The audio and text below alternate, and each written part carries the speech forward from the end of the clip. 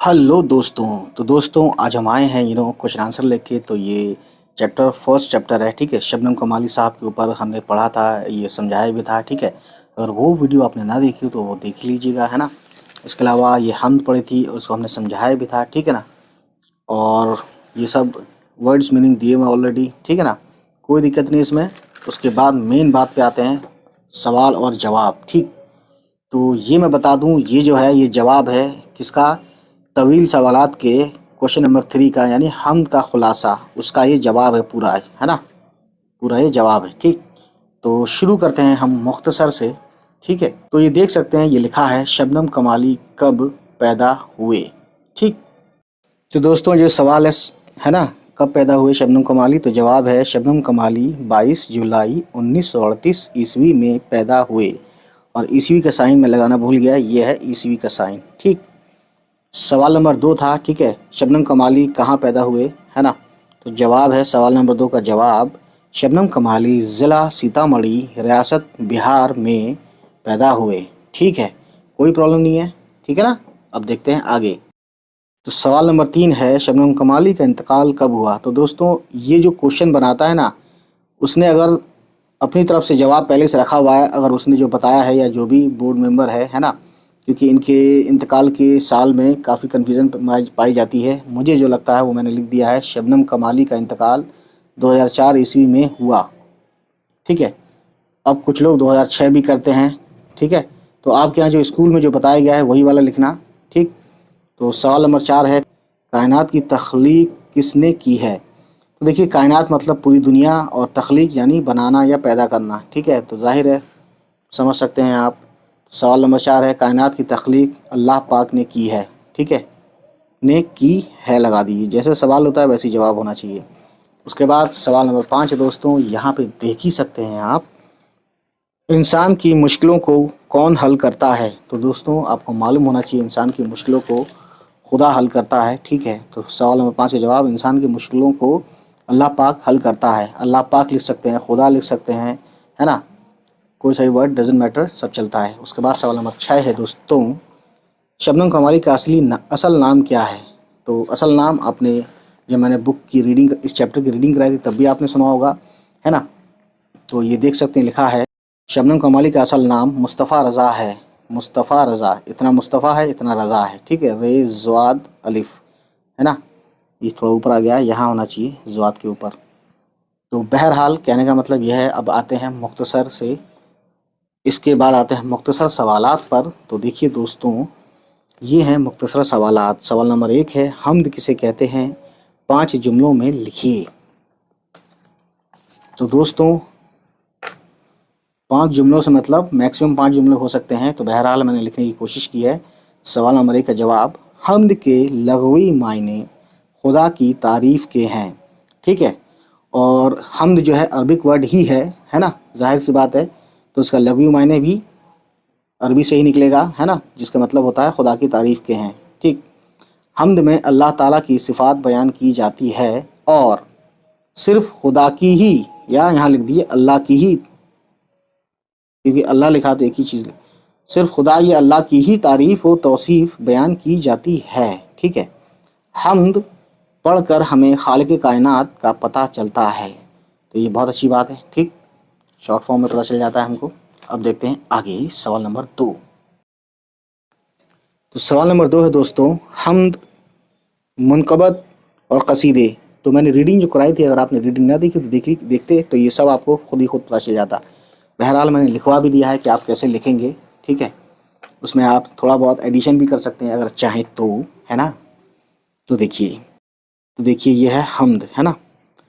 वो नज़्म जिसमें अल्लाह पाक की तारीफ़ व तौसीफ़ की जाए हम्द कहलाती है। तो इस नज़्म को हम क्या बोलते हैं, हम्द कहते हैं। उसके बाद दोस्तों आगे देखते हैं मुनक़बत, है ना।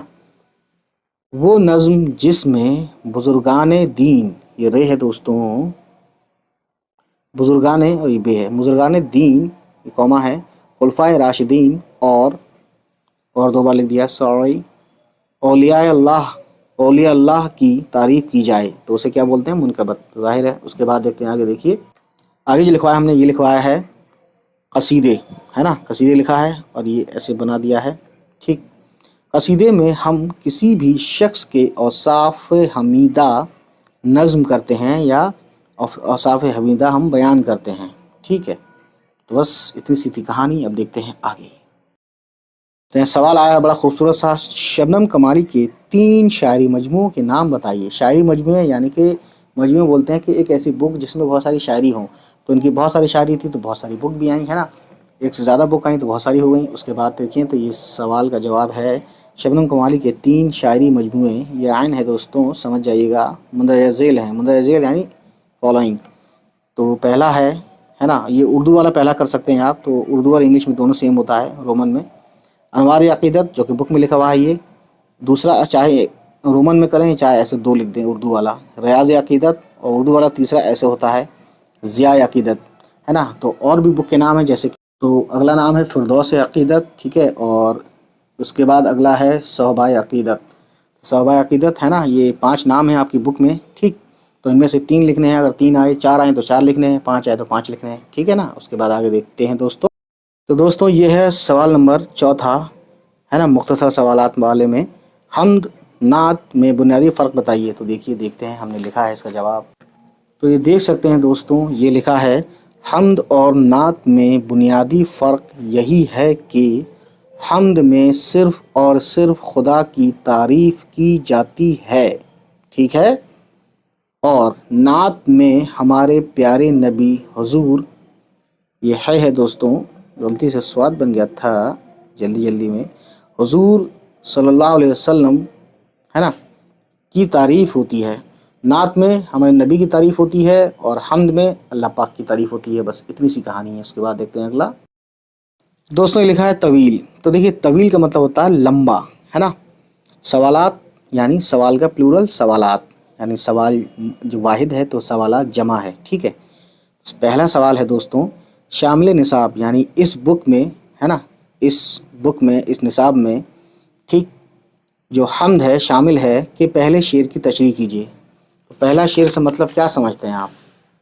دیکھیے پہلا شعر سے مطلب یہی سمجھتے ہیں، پہلا مصرع دوسرا مصرع، یعنی ایک شعر کا پہلا ایک مصرع لائن ہوتی ہے، مصرع یعنی لائن سمجھ لیجئے، تو ایک شعر میں 2 مصرع ہوتے ہیں، ڈزنٹ میٹر، ہے نا۔ دوسرے شعر میں بھی یہ دوسرا شعر ہے تو اس میں بھی 2 مصرع ہیں، یعنی ہر شعر میں، ایک شعر میں کیا ہوتا ہے، 2 لائنیں ہوتی ہیں، 2 مصرع ہوتے ہیں، ٹھیک ہے۔ اس میں بھی شاید سوال بن جائے، کیا پتہ۔ تو بہرحال اس کا ہم دیکھتے ہیں جواب، ٹھیک ہے نا۔ ویسے آپ چاہیں تو اگر آپ نے سمجھ لیا ہو پوری حمد کو تو آپ کے لیے سمجھنا کوئی بڑی بات نہیں ہے، لیکن پھر بھی میں نے لکھوایا ہے، دیکھتے ہیں آگے۔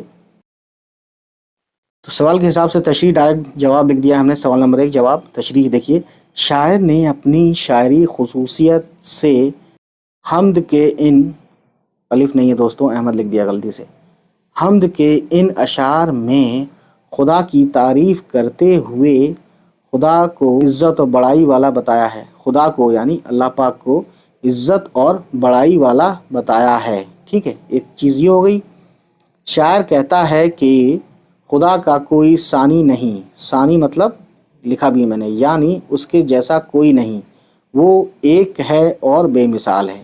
تو بس اتنی سی بات ہے دوستوں، ٹھیک ہے۔ اب آگے دیکھتے ہیں، سوال نمبر 2 ہے دوستوں، شبنم کمالی کی شاعرانہ خصوصیات بیان کیجیے۔ خصوصیات یعنی پراپرٹیز، یعنی اچھائیاں، ٹھیک ہے۔